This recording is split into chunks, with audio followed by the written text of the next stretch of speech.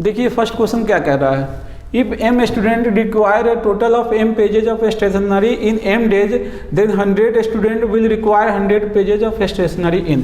देखिए क्वेश्चन में गिवन क्या दे रखा है, m students require m pages of stationery in m days, ठीक है।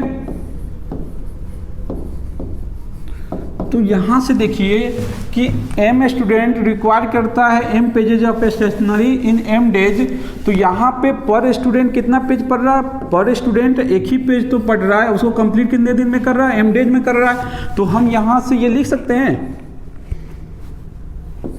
One students require one pages of stationery in m days लिख सकते हैं, ठीक है।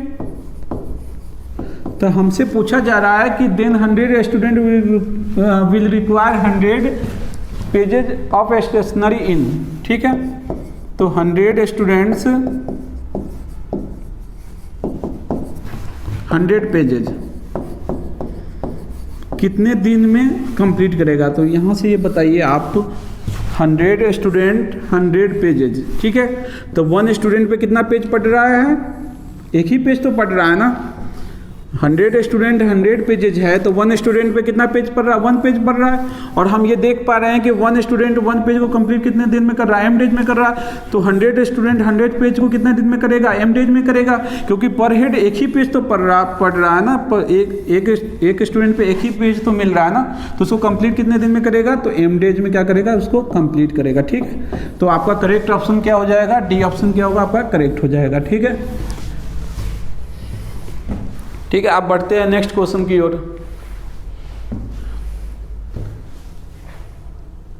नेक्स्ट क्वेश्चन देखिए क्या कह रहा है, the number of solutions for the following system of inequalities is, ठीक है। ये आपके पास 4 इक्वेशन दे रखा है, आपसे पूछ रहा है कि इसके टोटल नंबर ऑफ सॉल्यूशंस कितने होंगे। सबसे पहले क्या कीजिए, इसको 2 डायमेंशनल प्लेन में इसको क्या कीजिए, ड्रॉ कीजिए।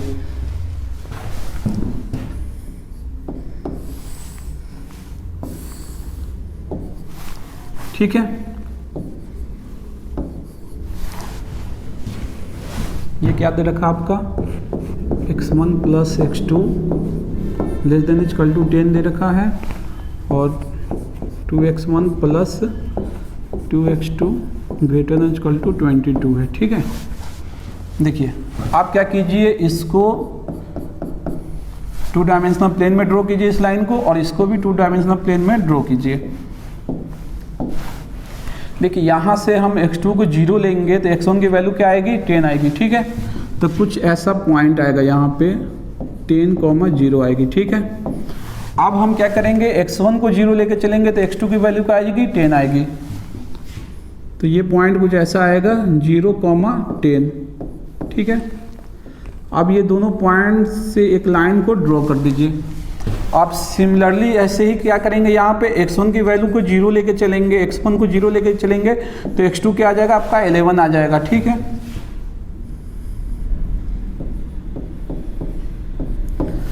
अब यहाँ पे आप x2 को 0 लेके चलेंगे तो x1 क्या आ जाएगा, 11 आ जाएगा, ये आ जाएगा 11,0, ठीक है। अब ये दोनों लाइन से पास करता हुआ ये 2 पॉइंट से पास करता हुआ एक लाइन को क्या कीजिए, आप ड्रॉ कर दीजिए, ठीक है। अब ध्यान दीजिएगा यहाँ पे, ये जो less than equal to sign है ना, ये less than equal to sign ये बता रहा है कि ये टुवार्ड्स दी क्या होगा, ओरिजिन होगा, ये टुवार्ड्स दी ओरिजिन होगा, ठीक है। ये जो less than equal to sign दिखा रहा है ये क्या होगा, आपका टुवार्ड्स दी ओरिजिन होगा। और ये जो साइन है आपका ग्रेटर देन इक्वल टू, ये क्या होगा, away from the origin, away from the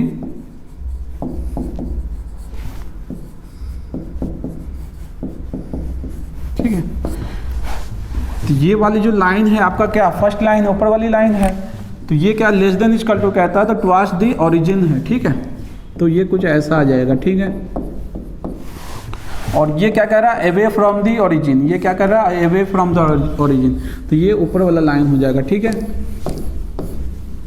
आपको क्या करना है ना, निगेटिव की ओर नहीं बढ़ना है, क्योंकि आपको फर्स्ट जो दो इक्वेशन दे रखा है ना, x1 greater than equal to 0 होना चाहिए और x2 की वैल्यू भी ग्रेटर देन इक्वल टू 0 होना चाहिए। ठीक है, अब ये दो लाइन है, अब इसमें इक्वेशन आने के लिए अब दो लाइन है और हमें इसका वो पता करना, point of intersection find out करना। Point of intersection find out करने के लिए क्या होगा कि ये दोनों लाइन को आपस में कहीं ना कहीं पे क्या होगा, कट करना होगा। लेकिन हम ये देख रहे हैं ना, ये दोनों लाइन क्या है, आपस में क्या है, पैरेलल है। ये दोनों लाइन क्या है, आपस में पैरेलल है। तो ये क्या होगा, ये कभी भी मीट नहीं होगा, आपस में क्या होगा, कभी भी ये मीट नहीं होगा। तो आपके पास सोल्यूशन क्या आएगा, नो सोल्यूशन, क्योंकि ये कभी भी इंटरसेक्शन ही नहीं होगा तो आपके पास सोल्यूशन ही नहीं आएगा। तो पॉइंट ऑफ इंटरसेक्शन क्या होगा, 0 आ जाएगा कि कहीं भी इंटरसेक्ट ही नहीं कर रहा है। तो टोटल नंबर ऑफ सोल्यूशन कितने आ जाएंगे, 0 आ जाएंगे। तो आपका करेक्ट ऑप्शन क्या होगा, 1 करेक्ट ऑप्शन आ जाएगा। ठीक है, आप बढ़ते हैं थर्ड क्वेश्चन की ओर।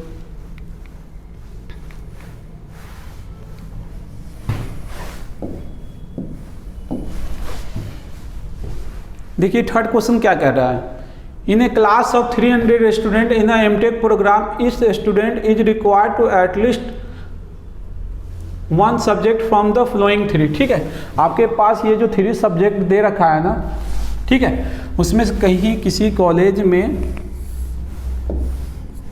एमटेक प्रोग्राम है, ठीक है, जिसमें से 300 स्टूडेंट्स ने एडमिशन लिया।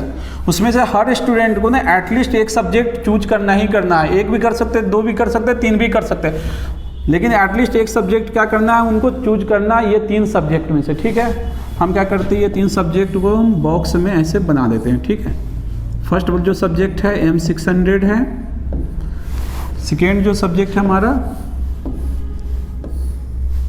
6C100 है और third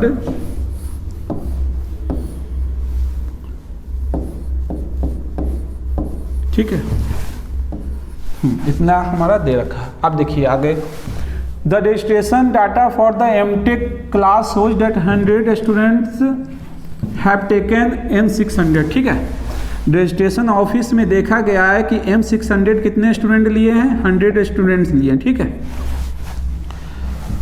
200 students have taken 6C100। ठीक है, 6C ऑफिस में देखा गया कि 6C100 कितने स्टूडेंट लिए हैं, 200 स्टूडेंट लिए हैं। ठीक है, and 60 students have taken E600 और यहाँ पे E600 कितने स्टूडेंट लिए, 60 स्टूडेंट लिए। ठीक है, तो हमसे क्वेश्चन में पूछा जा रहा है ना कि what is the maximum possible number of student in the class who have taken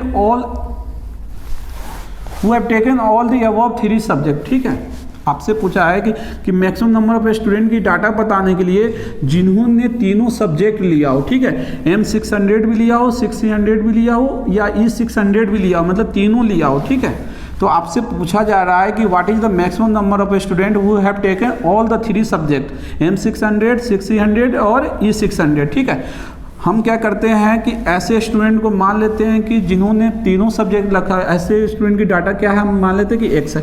हमारे पास टोटल नंबर ऑफ स्टूडेंट का कितने हैं, टोटल नंबर ऑफ स्टूडेंट्स, हमारे पास टोटल नंबर ऑफ स्टूडेंट्स कितने हैं, 300 स्टूडेंट्स है ना, 300 है। ठीक है, हमने माना है कि X ऐसे स्टूडेंट्स हैं जिन्होंने तीनों ले रखा। ठीक है, अब हम क्या करेंगे, 100 में से X को माइनस कर देंगे। तो यहाँ पे आप ऐसे ही स्टूडेंट बचे हैं, या तो एक सब्जेक्ट लिया होगा या तो 2 सब्जेक्ट लिया होगा। 3 सब्जेक्ट वाले आप यहाँ पे एक भी स्टूडेंट नहीं बचे हैं। ठीक है, यहाँ पे आप वैसे ही स्टूडेंट बचे हैं, या तो एक सब्जेक्ट लिया होगा या तो 2 सब्जेक्ट लिया। हो सकता है कि वो M600 ये जो, क्योंकि यहाँ पे जो स्टूडेंट प्रेजेंट है वो तो M600 तो लिया ही होगा, इसके साथ हो सकता है कि वो 6C100 लिया हो, या तो हो सकता है कि E600 लिया होगा, या तो ठीक है, या दो वाले कंडीशन को तो हमने हटा ही दिया। ठीक है, यहाँ पे हमने -X करके जो तीनों ले रखा है उसको तो हमने माइनस कर दिया। तो यहाँ पे वही स्टूडेंट प्रेजेंट है, या तो एक सब्जेक्ट लिया होगा या तो 2 सब्जेक्ट लिया होगा। ठीक है, सिमिलरली ऐसे ही हम क्या करते हैं -x, तो यहाँ पे वही स्टूडेंट है जो या तो एक सब्जेक्ट लिया या तो दो सब्जेक्ट लिया है। यहाँ भी हम 60 - x कर देंगे तो यहाँ भी क्या होगा, या तो एक सब्जेक्ट लिया होगा या तो दो सब्जेक्ट लिया होगा। 3 वाला था कंडीशन ही हमने -x करके हटा दिया। तो हम अब हमारे पास टोटल नंबर ऑफ स्टूडेंट्स में से हम -x कर देंगे तो यहाँ पे हमारे पास कौन से स्टूडेंट होंगे, या तो एक सब्जेक्ट लिए होंगे या तो दो सब्जेक्ट लिए होंगे। ठीक है, अब हम क्या करेंगे, हमारा टारगेट होगा ना कि इसको हम ऐड कर दें। ठीक है, इसको जब हम ऐड कर देंगे तो एक चीज़ बताइए कि कुछ स्टूडेंट यहाँ पे कुछ स्टूडेंट ऐसे भी होंगे, यहाँ तो काउंट हो ही रहा है, हो सकता है जो दो सब्जेक्ट लिया होगा, मान लीजिए कि M600 के साथ साथ ये भी सब्जेक्ट लिया होगा 600, तो उस स्टूडेंट की काउंटिंग कितने, 2 बार हो रही है। ऐसे स्टूडेंट की काउंटिंग कितने, 2 बार हो रही है। यहाँ तो काउंटिंग हो ही रहा है, साथ में क्या हो रहा है, यहाँ भी काउंटिंग हो रहा है। या यहाँ पे कुछ ऐसे स्टूडेंट होंगे 600 लिया, हो सकता है कि वो E600 लिया होगा, तो उसकी काउंटिंग तो 2 बार हो रहा है ना, उसकी काउंटिंग 2 बार हो रहा है। तो अब ये वाली जो वैल्यू होगी वो क्या होगी, greater than equal to 300 - x होगी ना, 300 - x होगी। ठीक है, अब यहाँ से हमको क्या करना होगा, x की वैल्यू को फाइंड आउट करना होगा। अब देखिए कैसे करेंगे। अब जब इसको ऐड करेंगे तो क्या होगा हमारा 360 माइनस 3 टाइम्स क्या करेंगे, x हो जाएगी। ये क्या होगा, greater than equal to 300 - x। ठीक है, आप क्या करेंगे, ये 3x को राइट साइड में लेके जाएंगे। ठीक है, राइट साइड में लेके जाएंगे तो क्या आ जाएगा हमारा 360 से 60 हो जाएगा ये। ठीक है, ग्रेटर देन इक्वल टू ये जो होगा 3x माइनस क्या होगा, सॉरी ये -x हो जाएगा। ठीक है, अब 60 ग्रेटर देन इक्वल टू क्या होगा आपका 2x हो जाएगा। ये इम्प्लाई करेगा आपका कि x की जो वैल्यू होगी ना वो क्या होगी, लेस देन इक्वल टू क्या होगी 30 होगी।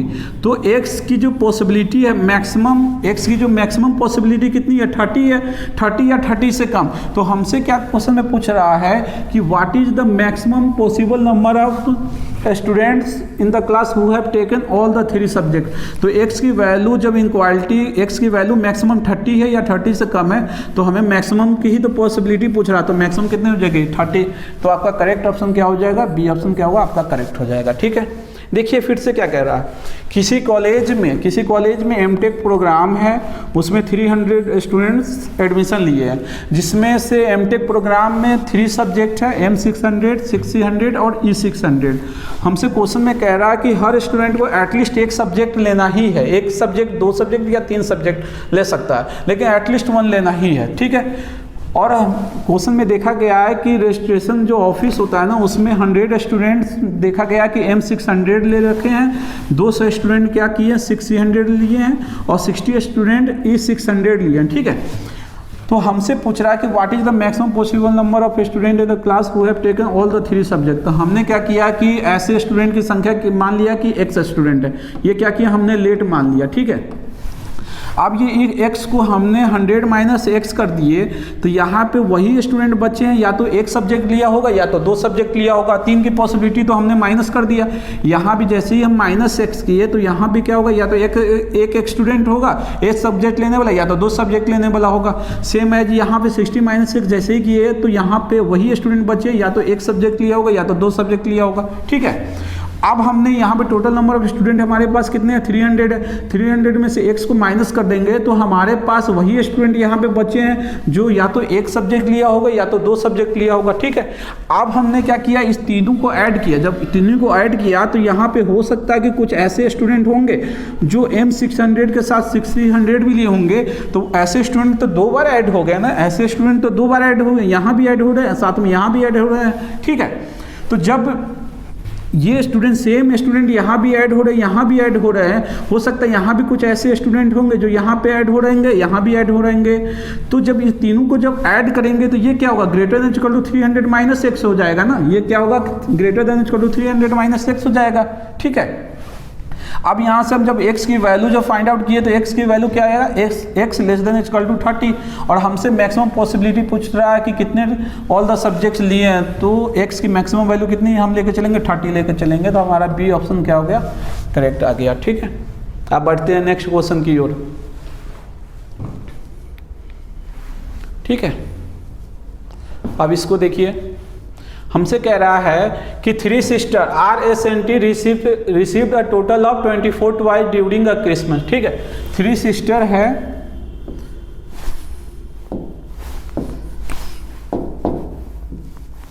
ठीक, 3 सिस्टर है R, S और T। ये तीनों का कुल, ये तीनों मिलाकर टोटल कितने टॉयज रिसीव करी है? 24 टॉयज। ठीक है, ठीक है, इतना डाटा देख लिए। आप देखिए, the toys were is initially divided among them in a certain proportion.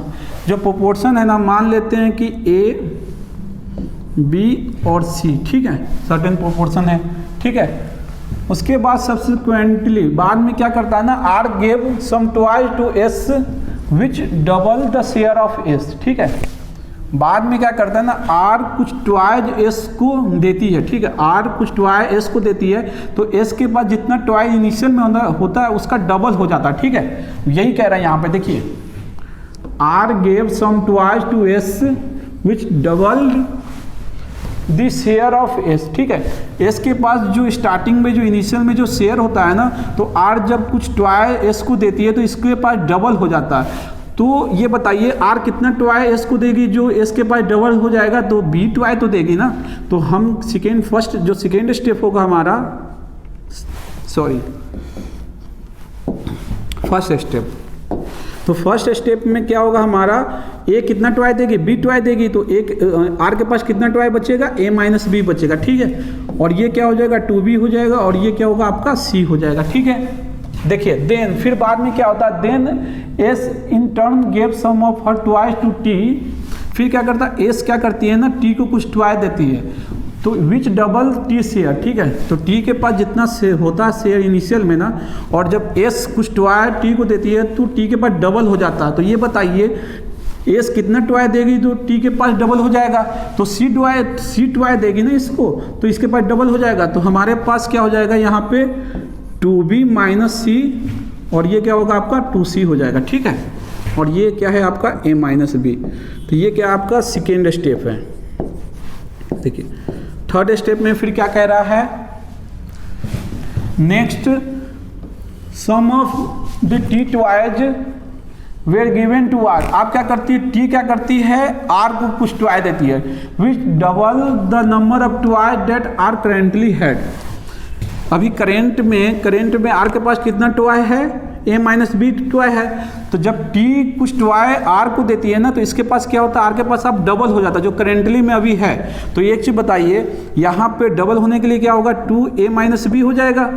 तो ये कितना टॉय इसको देगी, तो A माइनस B टॉय देगी। तो ये क्या हो जाएगा, 2C माइनस A माइनस क्या हो जाएगा आपका B हो जाएगा। ठीक है, और ये क्या है, 2B माइनस C। जब इतना प्रोसेस होने के बाद एक दूसरे को टॉय देने के बाद क्या होता है ना, as a result of all such exchange, इतने एक्सचेंज होने के बाद the 3 sister were left with equal number of toys. Total 24 toys है ना, टोटल 24 टॉयज है। तो ये आपस में जब इतना एक्सचेंज होने के बाद सबके पास सब इक्वल टॉय होता है, मीन्स अब ये इसकी इक्वल टॉय होता है, मीन्स इसको क्या करेंगे, 24 को 3 से डिवाइड कर देंगे। तो ये क्या होगा 8। तो अब क्या होता है ना, सबके पास क्या होता है, 8 टॉयज आ जा रहा है। ठीक है, तो इसकी वैल्यू कितनी हो गई, 8 हो गई।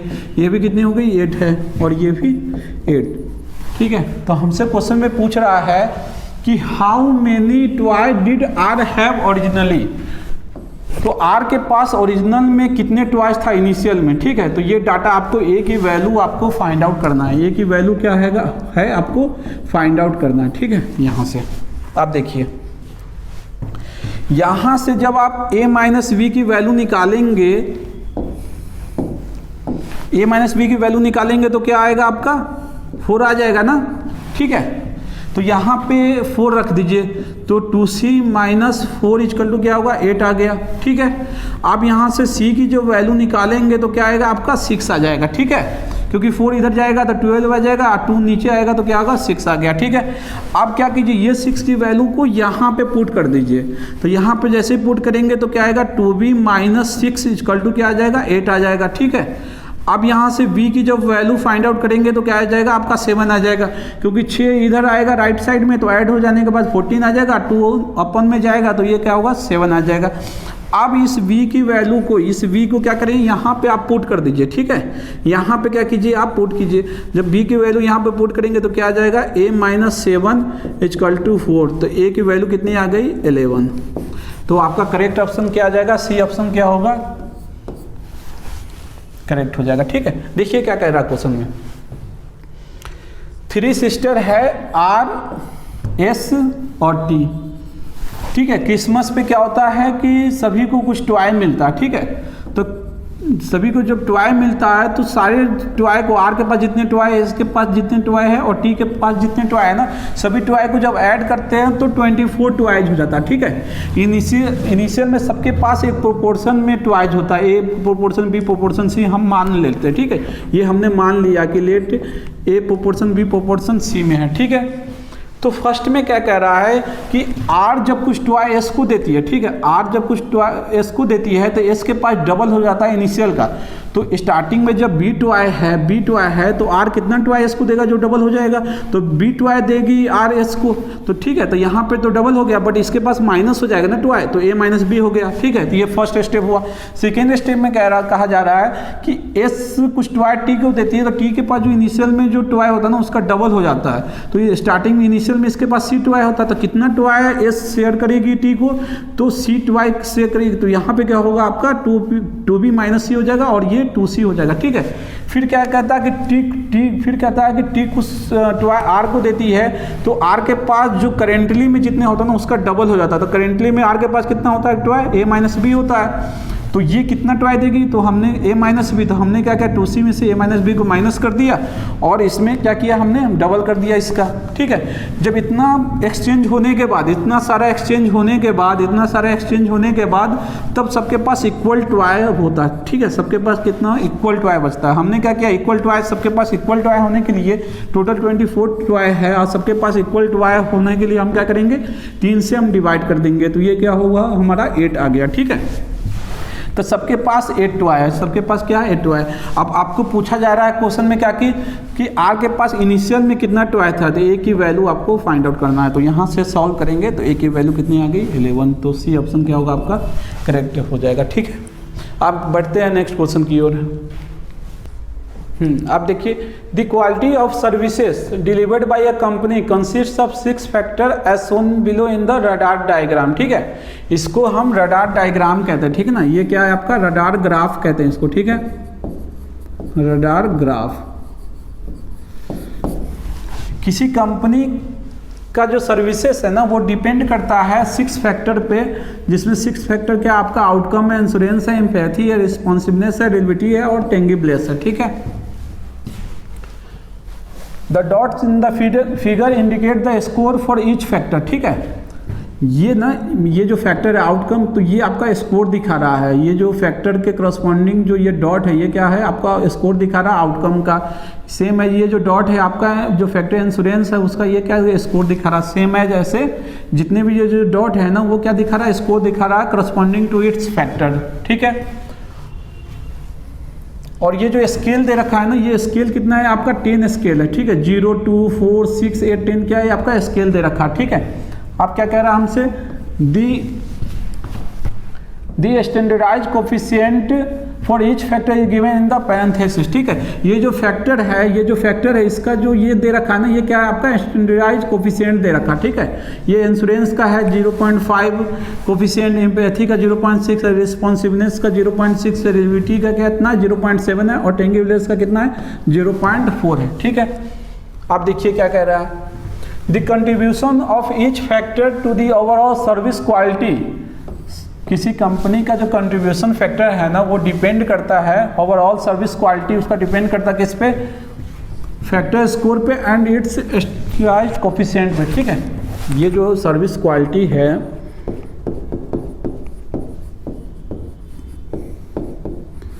ये डिपेंड करता है किस पे, आपका फैक्टर स्कोर और स्टैंडर्डाइज्ड कोफिशिएंट पे, ठीक है।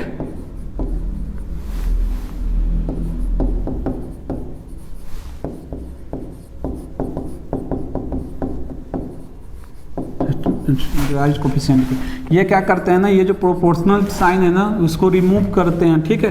तो प्रोपोर्शनल साइन को जब रिमूव करेंगे तो ये क्या आ जाएगा आपका, सर्विस क्वालिटी इक्वल टू क्या हो जाएगा आपका, के dot factor score cross coefficient लिख देते हैं, ठीक है, शॉर्ट में, ठीक है। अब इस के को क्या करते हैं ना, मान लेते हैं कि लेट के इक्वल टू के को रिमूव कर देते हैं 1 से, तो ये वैल्यू कितनी आ जाएगी आपका, फैक्टर स्कोर क्रॉस कोफिशिएंट आ जाएगा, ठीक है।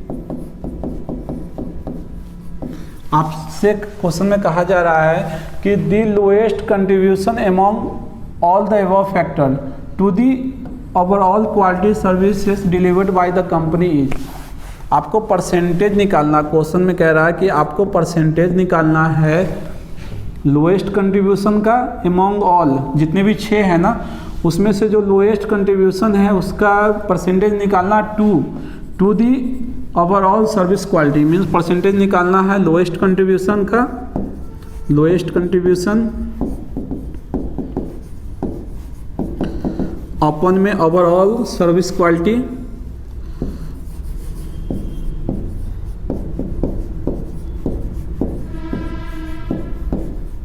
क्रॉस क्या हो जाएगा यहाँ पे 100 हो जाएगा, ठीक है।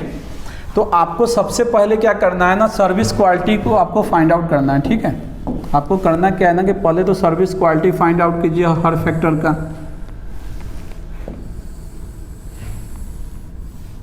देखिए इसको हम नेमिंग कर देते हैं 1 2 3 4 5 और ये 6 सबको हम क्या किए, नेमिंग कर दिए, ठीक ना, क्योंकि स्पेस की कमी है।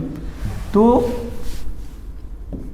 अब 1 का हम सर्विस क्वालिटी फाइंड आउट करते हैं, तो सर्विस क्वालिटी का फॉर्मूला क्या है आपका, factor score cross coefficient standardised coefficient, ठीक है। तो यहाँ पे क्या आपका फैक्टर स्कोर कितने हैं, 6 है, और क्रॉस क्या है आपका, कोफिशिएंट क्या 0.8 है। तो जब आप इस दोनों को मल्टीप्लाई करेंगे तो कितना आ जाएगा 0.8 और 6 को जब मल्टीप्लाई करेंगे तो क्या आ जाएगा आपका 4 क्या आ जाएगा 8 आ जाएगा, ठीक है। आप सेकेंड का निकालिए, जब सेकेंड का आप सर्विस क्वालिटी को फाइंड आउट करेंगे तो ये देख पा रहे होंगे ना, ये इसकी वैल्यू कितनी है 6 है, क्योंकि ये 2 4 6, ठीक है। तो 6 को जब 0.5 से जब इसको मल्टीप्लाई करेंगे तो ये क्या आ जाएगा 6 5 30, तो ये क्या हो जाएगा आपका 3.0 आ जाएगा, ठीक है। फिर थर्ड का निकालिए, सेम है, जब थर्ड का फाइंड आउट करेंगे तो आप क्या करेंगे, ये क्या है आपका 2 है, ये 4 है, तो 4 को 6 से मल्टीप्लाई करेंगे 0.6 से, तो ये क्या आ जाएगा आपका 2.4 आ जाएगा। फिर रिस्पॉन्सिवनेस का जब निकालेंगे तो ये क्या 2 4 6 है, ठीक है, ये 6 है, तो 6 को क्या करेंगे 0.6 से मल्टीप्लाई करेंगे तो ये क्या आ जाएगा आपका 3.6 आ जाएगा। फिफ्थ का देखिए सर्विस क्वालिटी ड्यूरेबिलिटी है, ठीक है, ये क्या है आपका 2 4 6, तो 6 को 0.7 में मल्टीप्लाई करेंगे तो ये क्या आ जाएगा आपका 4.2 आ जाएगा, ठीक है। आप टेंगी ब्लेस का जब फाइंड आउट करेंगे तो ये क्या 2 4 और 6 के बीच में है, ये आप लोग देख पा रहे होंगे ना, ये 4 और 6 के बीच में, तो इसकी वैल्यू हम मान लेते हैं ये क्या है आपका 5 है, ठीक है, ये क्या है आपका 5 है, मानते नहीं है, ये आपका 4 और 6 के बीच में है ना, तो ये क्या होगी वैल्यू 5 होगी, ठीक है। तो 5 को 0.4 से जब मल्टीप्लाई करेंगे तो क्या आ जाएगा आपका 2.0 आ जाएगा, ठीक है। आप देखिए तो लोएस्ट कंट्रीब्यूशन किसका है, ये 4.8 है, 3.0 है, 2.4, तो आप ये देख पा रहे होंगे ना, ये 6 में जो लोएस्ट कंट्रीब्यूशन किसका है 2.0 का है, 2.0 ये जो 6 है ना टेंगी ब्लेस, इसका लोएस्ट कंट्रीब्यूशन है, ठीक है। तो आपका इसका परसेंटेज पूछ रहा है ओवरऑल सर्विस क्वालिटी का, ठीक है, ओवरऑल सर्विस क्वालिटी का। तो आपको क्या करना है, यहाँ पे सबको क्या करना है ऐड करना है, तो इसको ऐड कीजिए, तो 8 और 4 को जब ऐड करेंगे तो क्या आएगा 12 आएगा, 12 और 6 को ऐड करेंगे तो 18 प्लस 2 करेंगे तो 20, ठीक है, 20 आ गया, ठीक है। तो यहाँ पे क्या होगा 0। आप जब 4 को 3 से ऐड करेंगे तो 7 और 2 9 और 3 को 12 प्लस 4 16 प्लस 2 18 प्लस 2 क्या हो जाएगा 20। तो आपका ओवरऑल सर्विस क्वालिटी कितनी आ गई 20 आ गई, ठीक है। तो जब आप परसेंटेज निकालेंगे क्योंकि आपसे यही क्वेश्चन में पूछा जा रहा कि the lowest contribution among all the above factor 2 पे ध्यान दीजिएगा, to the overall quality of service delivered by the company is, ठीक है। तो जब आप परसेंटेज को फाइंड आउट करेंगे, परसेंटेज को जब आप फाइंड आउट करेंगे तो क्या होगा, लोएस्ट कंट्रीब्यूशन, लोएस्ट कितना कंट्रीब्यूशन है, 2 है, ठीक है। तो 2 upon overall service quality, overall service quality, तो अपन में कितना करेंगे, 20 वैल्यू आ गया, तो अपन में 20 क्रॉस क्या करेंगे, 100 कर देंगे, ठीक है। ओ सॉरी, हाँ ठीक है। आप इसको 20 को 5 टाइम्स में इसको कट कर दीजिए, तो 5 और 2 को जब मल्टीप्लाई करेंगे तो कितना आ जाएगा, 10% आ जाएगा। तो आपका करेक्ट ऑप्शन कितना आ गया, ये क्या हुआ, आपका करेक्ट ऑप्शन हो गया, ठीक है। अब देखिए फिर से बता रहा हूँ, किसी कंपनी का जो सर्विस है वो डिपेंड करता है उसके 6 फैक्टर पे, ठीक है। जो से 6 फैक्टर है वो क्या है, आपका आउटकम है, इंश्योरेंस है, एम्पैथी है, रिस्पॉन्सिवनेस है, रिलेबिलिटी है, अटेंगिबलेस है। ये जो डॉट है ना, ये क्या दिखा रहा है, स्कोर दिखा रहा है इस फैक्टर का, ठीक है। ये जो डॉट दिखा रहा है, ये इंश्योरेंस का क्या दिखा रहा है, ये स्कोर दिखा रहा है, ठीक है, इस फैक्टर का स्कोर दिखा रहा है। तो सिमिलरिटी जितने भी जो स्कोर है ना, उसके करस्पॉन्डिंग जो फैक्टर है उसका वो स्कोर दिखा रहा है, ठीक है। और ये क्या है ना, ये जो आपका पैरेंथेसिस में जो दे रखा है, ये क्या है, आपका स्टैंडर्डाइज्ड कोफिशिएंट है, ये क्या है, आपका स्टैंडर्डाइज्ड कोफिशिएंट है। तो हमसे कह रहा है कि सर्विस क्वालिटी जो होता है, सर्विस क्वालिटी डिपेंड करता है फैक्टर स्कोर के और मल्टीप्लिकेशन में स्टैंडर्डाइज्ड कोफिशिएंट के, ठीक है। तो ये प्रोपोर्शनल वाली साइन को हम हटा के क्या किए, के से डिनोट कर दिए, ठीक है। प्रोपोर्शनल को जब भी हटाते हैं तो के से डिनोट करते हैं। हमने मान लिया कि के की वैल्यू हम मान के चले कि लेट के इक्वल टू 1, ठीक है। तो हमारे पास जो फार्मूला आ गया, service quality equal two factor score cross में क्या हो जाएगा, आपका स्टैंडर्डाइज्ड कोफिशिएंट, ठीक है। तो आपसे क्वेश्चन में पूछा जा रहा है कि the lowest contribution among all the above factor, ठीक है, to the overall service quality delivered by the company, ठीक है। आपसे परसेंटेज पूछा जा रहा है कि लोएस्ट कंट्रीब्यूशन अपॉन में ओवरऑल सर्विस क्वालिटी क्रॉस 100, ठीक है। तो हमने क्या किया, सबसे पहले क्या किया कि सर्विस क्वालिटी फाइंड आउट की कि इंश्योरेंस का सर्विस क्वालिटी कितनी होगी। तो सर्विस क्वालिटी निकालने के लिए आपको पता ही है कि फैक्टर क्रॉस में क्या करेंगे, स्टैंडर्डाइज्ड कोफिशिएंट, तो दोनों को मल्टीप्लाई किया, सेम एस जितने भी 6 है ना, सबको मल्टीप्लाई किए तो हम देखें कि सबसे जो लोएस्ट सर्विस क्वालिटी किसकी है, लोएस्ट सर्विस क्वालिटी 6 की है, मीन 6 क्या है, टेंगिब्लेस है। तो टेंगिब्लेस का सबसे लोएस्ट कंट्रीब्यूशन है। उसके बाद ओवरऑल सर्विस क्वालिटी निकालने के लिए क्या करना होगा, आपको सबको ऐड करना होगा, ठीक है। तो सबको ऐड किए तो ये क्या हो गया, हमारा 20 आ गया। अब हम फार्मूला में इसको क्या करेंगे, ये जो फार्मूला है हमारा, इसमें पुट करेंगे, ठीक है। इसमें पुट किए तो लोएस्ट कंट्रीब्यूशन कितना है हमारा, 2 है, तो हमने 2 लिख दिया। अपन में ऑल सर्विस क्वालिटी कितना आ गया, 20 आ गया, क्रॉस 100 तो 10%। तो आपका फर्स्ट ऑप्शन क्या होगा, आपका करेक्ट हो जाएगा। अब बढ़ते हैं नेक्स्ट क्वेश्चन की ओर।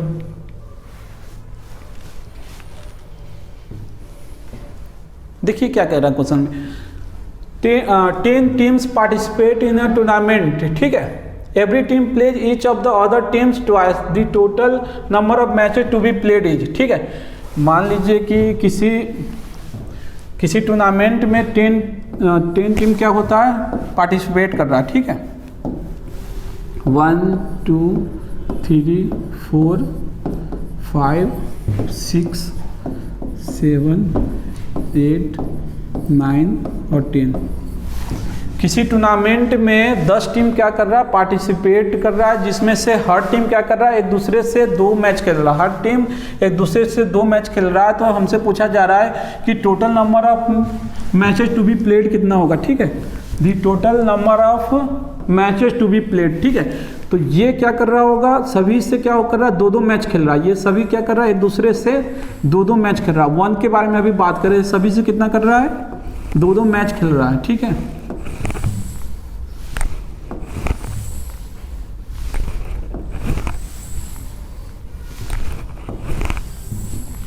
एक चीज बताइए, 1 इससे भी 2 मैच खेल रहा है, 1 3 से भी 2 मैच खेल रहा है, ये 4 से भी ऐसे कर करके सभी से 2-2 मैच खेल रहा है। तो एक चीज बताइए कि टोटल 1 कितना मैच खेलेगा, 1 कितना मैच खेलेगा, तो 18 टोटल मैच खेलेगा, ठीक है। 1 कितना मैच, क्योंकि जब यहाँ से आप ऐड करेंगे, इससे 2 मैच +2 +2 तो +2 +2 +2 कितने टाइम्स ऐड करेंगे, 9 टाइम्स करेंगे, क्योंकि ये तो रिमूव हो गया ना, 1 तो रिमूव हो गया, ये 2 से खेल रहा था, 2 हुआ, जब 3 के पास आ रहे हैं तो 4 हो रहा है, जब इसके पास आ रहे हैं तो कितना हो रहा है, 6 हो रहा है। तो सेम ऐसे ही जब बढ़ते जाएंगे तो टोटल 1 कितना मैच खेलेगा, 18 मैच खेलेगा, ठीक है। जब 2 की बारी जब आएगी तो 2 क्या होगा ना, ऑलरेडी इससे जो 1 से जो 2 मैच खेल रहा है ना, ये ऑलरेडी यहाँ पे काउंट किया जा चुका है, ठीक है। 2 की जब बारी आएगी काउंटिंग का ना, तो इसका नहीं काउंट करेंगे 1 से, क्योंकि ये वाला ऑलरेडी क्या होगा, ये ऑलरेडी क्या होगा, काउंट हो चुका है 2 मैच, तो हम यहाँ से ये 2 को काउंट नहीं करेंगे। अब इसकी बारी आएगी, यहाँ से आएगी बारी, ठीक है। तो जब यहाँ से जब ऐड करेंगे तो दो मैच को हम यदि यहाँ से माइनस कर दे तो सेम कितना हो जाएगा, ये 16 हो जाएगा, क्योंकि इधर से तो सेम यहाँ 1 मान लीजिए कि 2 को 1 से जो मैच हो रहा है वो तो ऑलरेडी हम काउंट कर चुके हैं। जब 2 को काउंट करना स्टार्ट करेंगे ना, इधर 3 से 4 से 5 से 6 से 7 से 8 से 9 से 10 से जब काउंट करना स्टार्ट करेंगे तो टोटल कितना मैच खेलेगा, 2 16 मैच खेलेगा, ठीक है। उसी तरह जब हम 3 की जब बारी आएगी तो 14 मैच खेलेगा, सेम है जैसे ही 12 10 8 6 4, और जब इसकी बारी आएगी 9 की जब बारी आएगी तो ये कितने मैच होगा, टोटल 2 मैच खेल रहा होगा, ठीक है। और जब 10 की बारी जब आएगी ना तो ये ऑलरेडी सारा काउंट हो चुका होगा, तो उसके हम काउंट ही नहीं करेंगे, ठीक है। इसलिए आप देखेंगे ना, ये जो डाटा है ना आपके पास 9 ही डाटा होगा, टोटल 10 तो है बट डाटा 9 होगा, देख लीजिए 1 2 3 4 5 6 7 8 9, ठीक है। अब आपको इसको सम निकालना, ठीक है, इसका सम निकालना, ठीक है। तो इसका सम के लिए एक फार्मूला होता है, यहाँ पे मैं लिख दे रहा हूँ, ठीक है। सम का फार्मूला होता है n/2 2a plus n-1 into D, ठीक है। ये जब भी अर्थमेटिक में कोई भी सीक्वेंस जब एपी में होता है ना, अर्थमेटिक प्रोग्रेशन में होता है, तो उसको सम निकालने के लिए फार्मूला होता है SN = n/2 2a plus n-1 into 2, जहाँ पे n क्या होता है, n क्या होता है, टोटल नंबर ऑफ टर्म होता है, ठीक है। टोटल नंबर ऑफ टर्म होता है, ठीक है। ए क्या होता है, ए क्या होता है आपका फर्स्ट टर्म होता है, ए क्या होता है आपका फर्स्ट टर्म होता है, ठीक है। और डी क्या होता है आपका कॉमन डिफरेंस होता है, ठीक है। ये क्या होता है आपका कॉमन, ये क्या होता है आपका कॉमन डिफरेंस होता है, ठीक है। आप देखिए यहाँ पे जब एसएन जब निकालेंगे तो टोटल नंबर ऑफ टर्म्स कितना है, टोटल नंबर ऑफ टर्म्स कितना है, 9 है टोटल नंबर ऑफ टर्म्स, तो 9/2 करेंगे, ठीक है। 2.a फर्स्ट टर्म कितना है आपका, फर्स्ट टर्म कितना है आपका, ठीक है। फर्स्ट टर्म हम इधर से देख रहे हैं, ठीक है ना, इस साइड से हम देख रहे हैं, राइट टू लेफ्ट आएंगे तो फर्स्ट टर्म कितना आएगा आपका 2 आएगा, ठीक है। तो 2 डॉट क्या होगा 2 हो जाएगा प्लस n-1 पे n कितना है, टोटल नंबर ऑफ टर्म्स कितना है, n है, ठीक है। टोटल नंबर ऑफ टर्म्स कितना, सॉरी 9 है ना, n कितना, यहाँ पे जब n को क्या पुट करेंगे, 9 पुट करेंगे, तो ये 9-1 आ जाएगा, ठीक है। और कॉमन डिफरेंस d कितना है आपका, जब डिफरेंस आप चेक करेंगे सभी का, जब कॉमन डिफरेंस चेक करेंगे ना, सभी वैल्यू कितना आ जाएगा, 2 आ जाएगा, तो यहाँ पे क्या करेंगे 2 पुट कर देंगे, ठीक है। अब इसको सॉल्व कीजिए, सॉल्व करेंगे तो क्या आएगा आपका 9/2, ये क्या आ जाएगा 4 प्लस 16 आ जाएगा, ठीक है। अब इसको कैलकुलेट करेंगे तो क्या आ जाएगा 9/2 क्रॉस 20, 2 से इसको 20 को कट कर दीजिए तो 10 आ जाएगा। आप दोनों को मल्टीप्लाई करेंगे तो वैल्यू कितना आ जाएगा 90, तो आपका करेक्ट ऑप्शन क्या आ जाएगा, आपका डी ऑप्शन क्या होगा, आपका करेक्ट आ जाएगा, ठीक है। देखिए फिर से बता रहा हूँ, किसी टूर्नामेंट में 10 टीम पार्टिसिपेट ले रहा है, 1 2 3 4 5 6 7 8 9 10, ठीक है। किसी टूर्नामेंट में 10 टीम पार्टिसिपेट कर रहा है, जिसमें कहा जा रहा है कि हर टीम एक दूसरे से 2 मैच खेल रहेगा, ठीक है। तो जब हम काउंटिंग करना स्टार्ट करेंगे 1 से, जब 1 से हम काउंटिंग करना स्टार्ट करेंगे, यहाँ से इससे 2 मैच खेल रहा है, फिर इससे ऐसे काउंटिंग जब करना स्टार्ट करेंगे तो टोटल कितना मैच आएगा 18 मैच आएगा। फिर हम जब 2 की जब बारी आएगी ना, तो ऑलरेडी 1 से जो 2 काउंट किया गया ना, ये ऑलरेडी काउंट कर लिया गया है 18 में, ठीक है। तो हम अब यहाँ से राइट साइड से काउंटिंग करना स्टार्ट करेंगे, इससे 1 से हम इसको यहाँ पे काउंट नहीं करेंगे क्योंकि वो ऑलरेडी काउंट कर चुका है, ठीक है। तो जब 2 की जब बारी आएगी तो वो कितना मैच खेलेगा 16 खेलेगा, फिर से मैच 14 12 10 ऐसे आ जाएगा, ठीक है। हम ये देख पा रहे होंगे ना, ये जो सीक्वेंस है ना हमारा, ये सीक्वेंस किसमें हमारा अर्थमेटिक सीक्वेंस है, ठीक है। अर्थमेटिक सीक्वेंस के लिए इसकी फार्मूला सम निकालने के लिए क्या होता है, SN = n/2 2a plus n-1 into D, ये सम का फार्मूला होता है, ठीक है, एपी का, जिसमें से आपका n क्या टोटल नंबर ऑफ टर्म होता है, ए क्या होता है फर्स्ट टर्म होता है, डी क्या आपका कॉमन डिफरेंस होता है, ठीक है। तो तो आपके पास यहाँ पे टोटल नंबर ऑफ टर्म कितने हो गए, 9 है टोटल नंबर ऑफ टर्म, ठीक है। 2.a फर्स्ट टर्म कितना, हम राइट से लेफ्ट क्यों आ रहे हैं, ठीक है, क्योंकि आपको ऐड करना, कैसे भी ऐड कीजिए, लेफ्ट से राइट जाइए, राइट से लेफ्ट। यदि आप यहाँ पे लेफ्ट से जब राइट जाएंगे ना तो फर्स्ट टर्म तो ए ले लीजिए, ठीक है, फर्स्ट टर्म आप ए लीजिए, लेकिन जब कॉमन डिफरेंस जब देखेंगे ना तो अब कॉमन डिफरेंस देखने के लिए क्या होता है, राइट से लेफ्ट में माइनस करते, बी माइनस ए करते, तो ये कॉमन डिफरेंस क्या हो जाएगा आपका -2 आ जाएगा, ठीक है।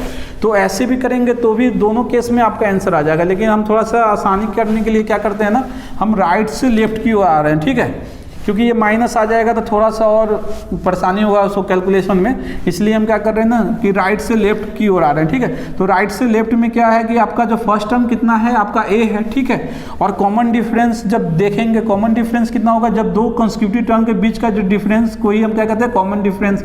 ये सारा का सारा कितना आप देख पा रहे होंगे क्या है, 2 है। फर्स्ट टर्म ये हो गया, टोटल नंबर ऑफ टर्म कितना 9 है। आप ये सारा डाटा जब यहाँ पर पुट कर दिए तो एस एन की वैल्यू कितनी आ गई, 90 आ गई, ठीक है, एस एन की वैल्यू कितनी आ गई, 90 आ गई। तो आपका करेक्ट ऑप्शन क्या होगा, डी ऑप्शन क्या होगा, करेक्ट ऑप्शन हो जाएगा, ठीक है। अब बढ़ते हैं नेक्स्ट क्वेश्चन की ओर। देखिए, a value of x that satisfy the equations, ठीक है। देखिए एक फार्मूला पहले देख लीजिए, एक फार्मूला होता है आपका log a dot b equal to क्या होता है आपका, log a plus log b होता है, ठीक है, और log a अपॉन b क्या होता है आपका, log a minus log b, ठीक है। अब देखिए ये आपका फॉर्मूला आ गया, आप इसको सॉल्व कीजिए, ठीक है। जब आप इसको सॉल्व करेंगे इस इक्वेशन को ना, इस इक्वेशन को सॉल्व करेंगे, अब देखिए पहले तो इसको लिख लीजिए यहाँ पे, log x plus log x minus 7 equal to क्या दे रखा है आपका, log x plus 11 plus log 2, ठीक है। तो ये आपको दिख रहा होगा ना कि log a plus log b है, तो इसको आप लिख सकते हैं log a डॉट b लिख सकते हैं, x माइनस 7 सेम है जिस यहाँ पे log a plus log b है, तो इसको log a डॉट b भी लिख सकते हैं आप। तो ये क्या हो जाएगा आपका x प्लस 11 डॉट क्या हो जाएगा 2 आ जाएगा, ठीक है।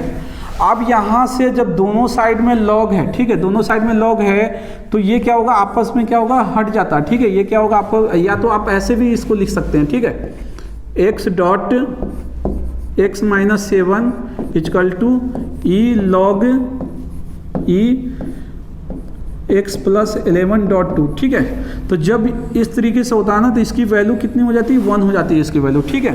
तो इसको आप सॉल्व करेंगे तो x dot x minus 7 equal to क्या हो जाएगा आपका x प्लस 11 डॉट क्या हो जाएगा 2 आ जाएगा, ठीक है। अब इसको सॉल्व कीजिए तो ये क्या हो जाएगा x square minus 7x equal to 2x plus 22। अब एक्स स्क्वायर माइनस 9x और माइनस 22 इक्वल टू क्या हो जाएगा आपका 0 हो जाएगा, ठीक है। अब इसको फैक्टराइज कर दीजिए तो minus 11x plus 2x minus 22 equal to 0 लिख सकते हैं, ठीक है। अब यहाँ से क्या कीजिए आप x को कॉमन ले लीजिए, जब x कॉमन लेंगे तो क्या आ जाएगा आपका x माइनस 11 आ जाएगा, ठीक है।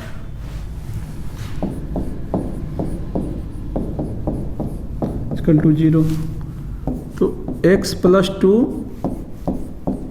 x माइनस 11 इक्वल टू 0, तो x की वैल्यू कितनी आ गई -2 और 11, ठीक है। तो यहाँ पे आप देख लीजिए आपका करेक्ट ऑप्शन क्या आ जाएगा, डी ऑप्शन क्या होगा आपका करेक्ट हो जाएगा,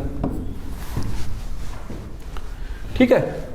बस आपको ये फार्मूला को ध्यान रखना, ठीक है। ये फार्मूला जो दे रखा है ना log a dot b equal to log a plus log b और log a अपॉन b क्या हो जाएगा log a minus log b हो जाएगा, ठीक है। हमने क्या किया कि log a plus log b है तो log a डॉट b कर दिया हमने, यहाँ भी log a plus log b है तो log a डॉट b कर दिया हमने, ठीक है। अब हम इस log को क्या किए राइट साइड में, तो ये क्या हो जाएगा ऐसे e के पावर में ये सारा टर्म आ जाएगा, ठीक है। और जब इस तरह जब बेस सेम होता है ना तो इसकी वैल्यू कितनी हो जाती है, 1 हो जाती है। ठीक है, अब हमने क्या किया, इस इक्वेशन को सॉल्व किया तो x की वैल्यू -2 और 11 आ गया। तो -2 तो दे नहीं रखा है, तो 11 क्या होगा हमारा करेक्ट ऑप्शन, तो डी ऑप्शन क्या होगा हमारा करेक्ट हो जाएगा। ठीक है, अब ये क्वेश्चन देखिए, क्वेश्चन में क्या कह रहा है, let f x equal to x minus greatest integer x where x क्या है ग्रेटर देन इजकल टू 0 है, and greatest integer x is the greatest integer not larger than x, then fx is a monotonically increasing function। ठीक है, इस question में आपको करना क्या है ना, ये फंक्शन को आपको 2 डायमेंशनल प्लेन में क्या करना, ड्रॉ करना। ड्रॉ करने के बाद आपको बताना है कि ये फंक्शन क्या होगा, मोनोटोनिकली इंक्रीजिंग होगा या डिक्रीजिंग होगा या linearly increasing function between 2 integers होगा या linearly decreasing function between 2 integers होगा। ठीक है, पहले तो ये देखिए कि ग्रेटेस्ट इंटीजर को डिफाइन कैसे करते हैं। ठीक है, ग्रेटेस्ट इंटीजर को पहले हम डिफाइन कैसे करते हैं वो देखिए। ग्रेटेस्ट इंटीजर को डिफाइन करने के लिए क्या होता है ना कि मान लीजिए कि आपका वैल्यू 1.2 है, तो ये क्या कहता है ना कि greater than greatest integer the not larger than 1.2। ठीक है, नॉट लार्जर देन, ठीक है, यहाँ पे देखिए डिफाइन भी किया गया, is greatest integer not larger than x. तो जब भी इस तरीके से जब हम करते हैं ना तो ग्रेटेस्ट इंटीजर 1.2 को हम क्या करते हैं 1 लिखते हैं। ठीक है, और 2.3 है तो हम इसको क्या करेंगे नॉट लार्जर देन, और जब भी ये जो फंक्शन हमारा ग्रेटेस्ट इंटीजर जो ये फंक्शन है ना हमारा, ये ग्रेटेस्ट इंटीजर फंक्शन है, इसमें हम कुछ भी वैल्यू इनपुट डालते हैं ना तो जो बाहर निकलने के बाद क्या होता है वो इंटीजर वैल्यू ही देता है, वो वैल्यू क्या होता है इंटीजर ही देता है। बट इससे बड़ा भी नहीं होना चाहिए, 2.3 से बड़ा भी नहीं होना चाहिए, और वैल्यू क्या होगा हमारा इंटीजर से ही देगा बाहर निकलने के बाद। तो ये वैल्यू क्या हो जाएगा आपका 2 आ जाएगा, क्योंकि इससे तो ज़्यादा ले नहीं सकते और वैल्यू इंटीजर ही देना है। तो इस 2.3 के नियरेस्ट इंटीजर्स कौन है जब सबसे लेस देन में, तो ये 2 आ जाएगी। ठीक है, सेम है जैसे आप -1.3 देखेंगे ना तो इसकी वैल्यू कितनी आ जाएगी -2 आ जाएगी। ठीक है, उसी तरह से आप 2.7 की वैल्यू निकालेंगे, -2.7 की वैल्यू निकालेंगे तो ये क्या आ जाएगा -3 आ जाएगा। ठीक है, अब देखिए अब इस फंक्शन को क्या करना है हमें ड्रॉ करना है। ठीक है, जहाँ पे आपको x क्या है ग्रेटर देन इक्वल टू 0 है।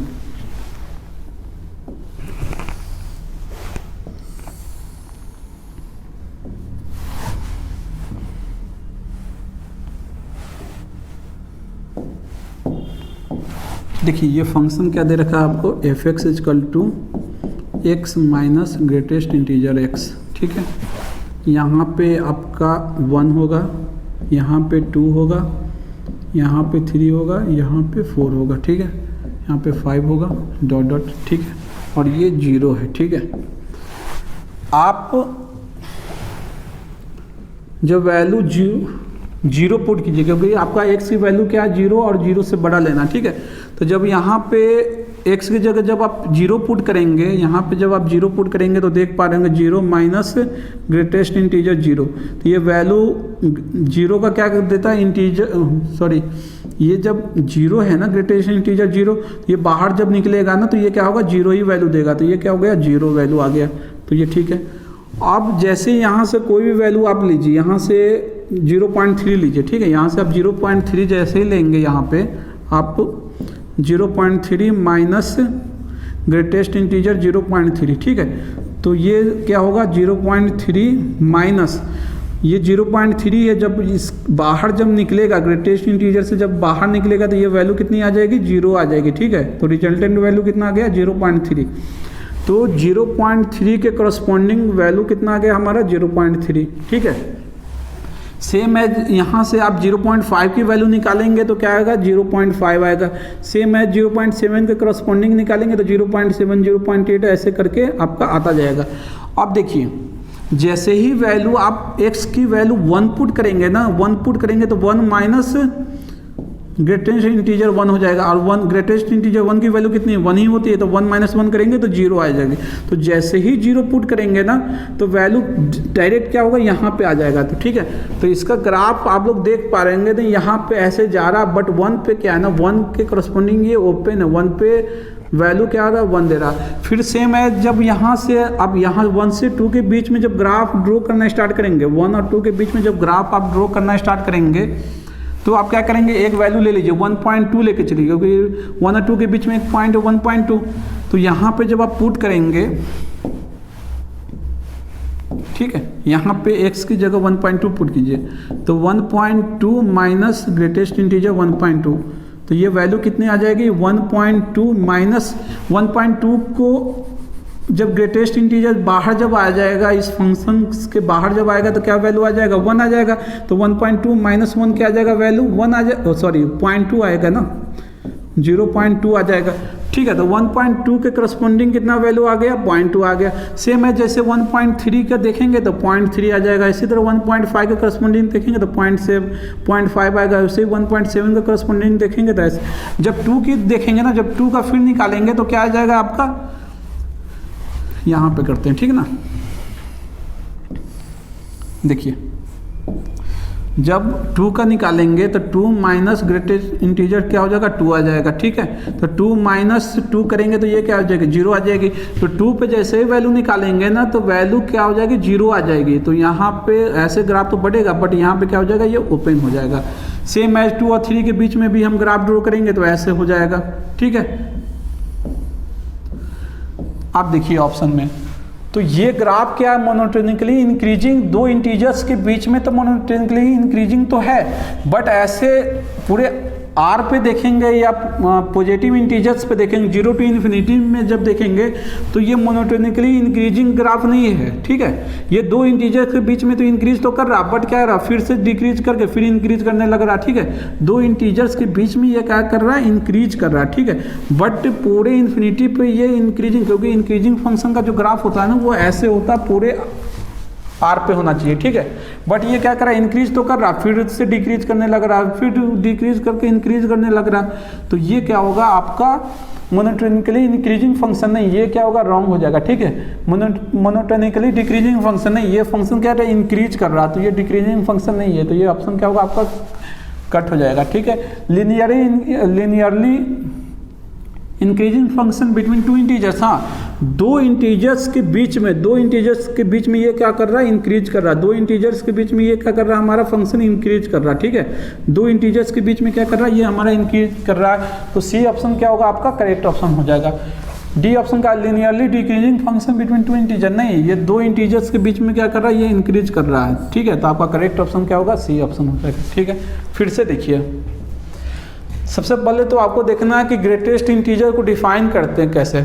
ग्रेटेस्ट इंटीजर्स क्या होता है, note larger than x, means जैसे ग्रेटेस्ट इंटीजर्स में कोई भी वैल्यू आप जब पुट करेंगे ना तो जो आउटपुट आएगा वो हमेशा क्या होगा, इंटीग्रल वैल्यू ही आएगा, मीन्स इंटीजर्स में आएगा। ठीक है, अब मान लीजिए कि आपने 1.2 दिया, ठीक है, तो आपको 1.2 से तो बड़ा तो लेना नहीं है, क्योंकि नोट लार्जर देन एक्स कह रहा है। ठीक है, और वैल्यू जैसे ही आउटपुट में जब बाहर जैसे ही आता वो फंक्शन के बाहर, जो ग्रेटेस्ट इंटीजर फंक्शन उसके बाहर जैसे ही आता तो वैल्यू इंटीजरल आनी चाहिए। ठीक है, तो 1.2 है और 1.2 से ज़्यादा आने नहीं चाहिए, तो उसके करीब में जो इंटीजर्स है उससे कम वो क्या है, 1 है। ठीक है, उसी तरह सेम है जैसे ही आपने 3.9 लिखा, ठीक है, तो 3.9 से तो बड़ा होना नहीं चाहिए, और फंक्शन के बाहर जैसे ही आएगा तो वो वैल्यू क्या होगा, इंटीजर ही होनी चाहिए। तो 3.9 से जस्ट छोटा कौन सा इंटीजर्स है, तो 3 है, तो ग्रेटेस्ट इंटीजर 3.9 को क्या करेंगे, हम 3 करेंगे। ठीक है, सेम एज अब निगेटिव में जाएंगे तो निगेटिव और 1.2 जब करेंगे तो बाहर आएगा तो क्या होगा, -2, क्योंकि -1.2 से लेस लेना है। ठीक है, अब -1.2 से जब लेफ्ट साइड की ओर जाएंगे तो आपका जो इंटीजर्स होगा जस्ट लेस देन वो क्या होगा आपका, -2 आ जाएगा। ठीक है, इतना हो गया क्लियर। अब हमने क्या किया ना, function x minus greatest integer x function जो ये दे रखा है, इसको आपको क्या करना है, ड्रॉ करना है xy प्लेन में, और बताना है कि इसके जो ग्राफ क्या इंक्रीजिंग है, डिक्रीजिंग है, या दो इंटीजर्स के बीच में इंक्रीज कर रहा है या दो इंटीजर के बीच में डिक्रीज कर रहा है। ठीक है, हमने क्या किया कि सबसे पहले इसके बीच में ड्रॉ किए, ड्रॉ करने में क्या किया, पहले तो 0 पुट किए, तो 0 - 0 क्या हुआ, 0 आ गया। ठीक है, फिर 0.3 - 0.3, और हमें पता है कि ये जो ग्रेटेस्ट इंटीजर 0.3 के बाहर जैसे निकलेगा तो ये वैल्यू कितना आ जाएगा, 0 आ जाएगा। ठीक है, तो 0.3 - 0 क्या होगा, 0.3। सेम एज 1 - 1 करने पे क्या होगा, ये वैल्यू क्या होगा, 0 आ गया। तो 1 पे वैल्यू क्या होगा, यहाँ पे ओपन हो जाता है। ठीक ना, सेम एज सी 1 और 2 के बीच में फाइंड आउट करेंगे, ठीक है, वैसे 2 और 3 के बीच में। तो ये क्या होगा, दो इंटीजर्स के बीच में क्या कर रहा है, इंक्रीज तो कर रहा है, बट ऐसा नहीं कहेंगे कि 0 से इन्फिनिटी के बीच में ये इंक्रीज ही कर रहा है, तो ये ऐसा नहीं, ये गलत है, ठीक है ना। ये दो इंटीजर के बीच में ही क्या कर रहा है, इंक्रीज कर रहा है। तो आपका करेक्ट ऑप्शन क्या होगा, सी ऑप्शन क्या होगा आपका करेक्ट हो जाएगा।